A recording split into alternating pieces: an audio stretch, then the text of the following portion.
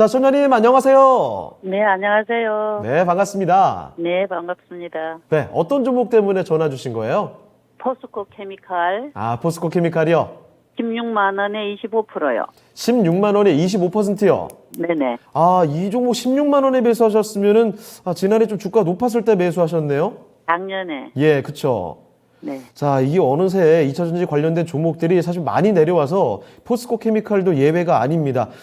지난해 10월 달에 있었던 고점이 18만 원대였는데 네. 이번 달이죠. 3월 14일 기준으로 저점이 96,100원까지 좀 확인이 됐네요. 자, 그래서 일단 저점 찍고 좀 올라오긴 하는데 아직까지 매수가까지는 거리감이 좀 있습니다. 자, 그러면 지금 어떤 게 가장 궁금하세요?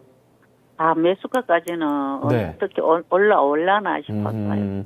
알겠습니다. 지난해 워낙에 또 화려한 시세를 보여줬던 2차 전지 관련된 종목들인데 언제쯤 다시금 탄력을 받을 수 있을지 궁금해하신 것 같아요. 자, 그러면 포스코 케미칼 좀 살펴드리겠습니다. 네. 예. 자, 김혜근 전문가님, 포스코 케미칼입니다. 이 종목 음극재나 양극재 다 아는 종목으로 알고 있는데 사실 관련된 종목들 다 그렇습니다만 많이 떨어졌죠. 네. 자, 그래서 지금 저점 대비 조금 올라왔긴 합니다만 매수가까지 아직 상당한 거리감이 좀 있습니다. 지금부터는 어떻게 봐야 될까요, 이 종목? 네, 일단 이 부분을 먼저 시청자분한테 한번 여쭤봐야 될 것 예, 같아요. 예, 예. 네, 시청자님, 이 종목에 대해서 어느 정도 좀 기간을 두고 보실 생각이 있으신가요? 포스코 네. 케미컬에 대해서 어느 정도 기간을 네네. 보실 생각이 있으시고요. 네, 자, 그러면 연말까지 가도 괜찮다고 생각합니다. 네네, 그러면은 제가 이 종목에 대해서 한번 이제 좀 설명을 드려보도록 할게요. 자, 최근에 이제 이 2차 전지 관련주들은 전체적으로 역시나 이제 시장의 영향이 크고 이제 글로벌적인 여러 가지 이 원자재 가격들에 대한 압박이 크다라고 이제 말씀을 드릴 수가 있을 것 같아요. 때문에 이제 포스코 케미칼도 이제 최근에 작년까지 계속해서 잘 상승이 나와주다가 이런 이제 원자재 가격에 대한 압박, 그 다음에 이제 또 반도체 공급난이 또 계속해서 진행이 되고 있잖아요. 그러면서 차량 생산이 조금 이제 차질이 빚어지다 보니까 이 음극재 부분에서 이제 조금 매출이 지지부진할 것이다라고 이제 이야기가 나오고 있는 상태입니다. 다만 이제 포스코 케미칼이 양극재에 대한 부분, 양극재에 대한 부분은 지금 이제 이 금속 배터리 가격이 올라가면서 동시에 이제 양극재 가격도 같이 올라갈 것이다 라고 이제 이야기가 나오고 있는 상태예요. 때문에 지금 포스코 케미칼이 이제 양극재 부분에서는 호조를 보일 것이고 이제 음극재에 대한 이런 실적이 지지부진한 부분보다도 양극재에 대한 어떤 이 판매 호조가 더욱더 뛰어날 것이다 라고 이제 올해 예측이 되고 있는 상태입니다.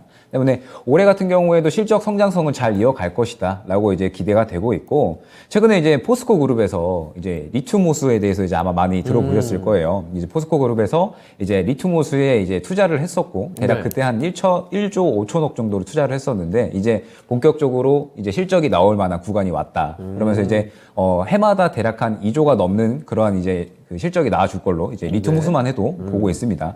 다만 이제 이 리튬호수에서 분명하게 어느 정도 이 원자재 공급이 또 이제 활발하게 이루어질 수 있다라는 거죠. 상대적으로 용이하게. 때문에 포스코 케미칼 같은 경우에는 지금 이 원자재에 대한 부분의 압박도 상대적으로 조금 이제 약해졌고요. 그 다음에 지금 현재 양극재에 대한 부분도 이제 충분히 긍정적으로 이제 시장에서 받아들여지고 있는 상태에서 지금 양극재에 대한 부분이 계속해서 이제 판매 호조를 이어갈 것으로 판단이 되다 보니까 이제 회사 자체에서도 새롭게 투자를 좀 강하게 진행을 하고 있는 상태예요. 그러면서 이제 이번에 아르헨티나에서 새롭게 양극재 생산 공장을 또 신설을 하면서 이제 아르헨티나와 이제 새롭게 이제 협업을 한다라고 이야기까지 나오고 있는 상태입니다.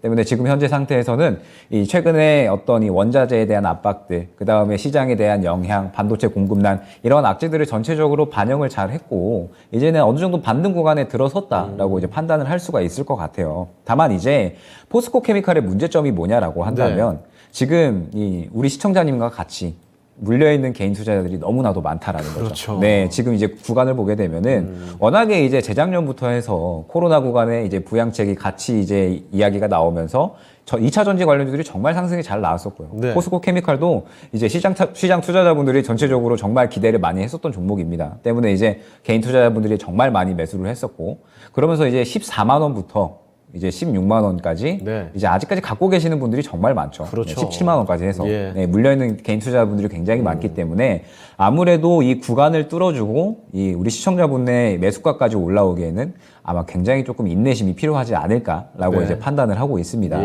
때문에 지금 상태에서 어느 정도 전략을 짠다라고 한다면 일단은 1차적으로 지금 구간에서 자리를 잡는 게 중요하다라고 이제 말씀을 드릴 수가 있을 것 같아요.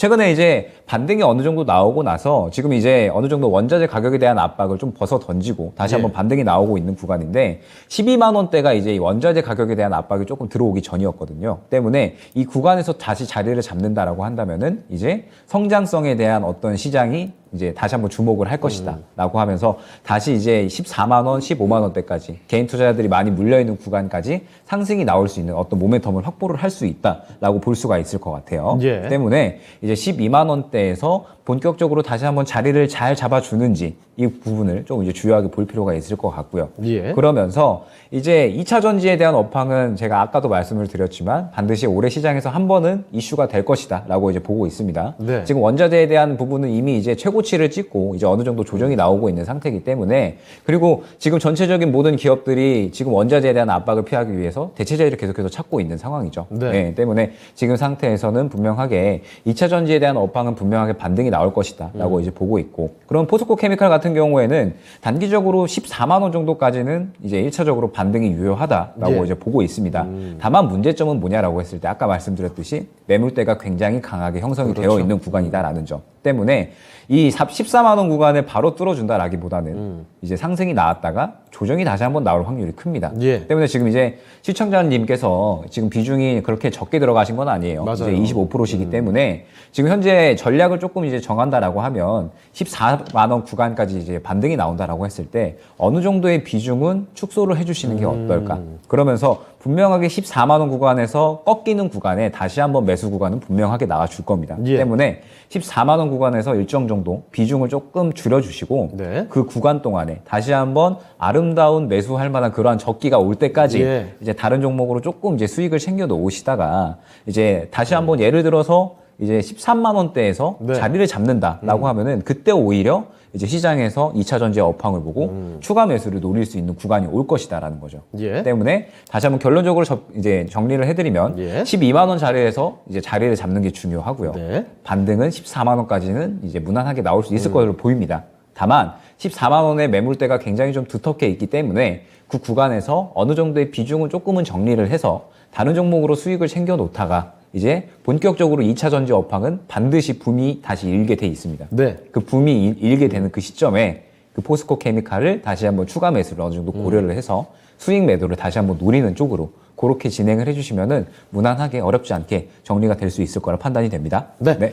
자, 솔달님, 포스코 케미칼 괜찮습니다. 다시 한번 기회가 있겠지만, 이제 뭐, 그냥 마냥 보유하지 마시고요. 일단은요, 14만 원 정도까지는 단기적으로 올라갈 것 같아요. 14만 원대는 그때는 비중을 좀 줄이시고요. 그 이후에 다시 한번 뭐 13만 원대 정도 주가가 좀 내려왔을 때, 새로 한번 그때 비중을, 늘리는 타이밍을 새로 잡아보자. 이런 말씀 해주셨습니다. 참고되셨죠? 네네. 네. 다음에 또 지켜보시다가, 고맙습니다. 네, 궁금하시면 네. 또 전화 주세요. 네. 네. 자, 이렇게 포스코 케미칼 살펴드렸습니다. 상세한 전략까지 잡아드렸습니다.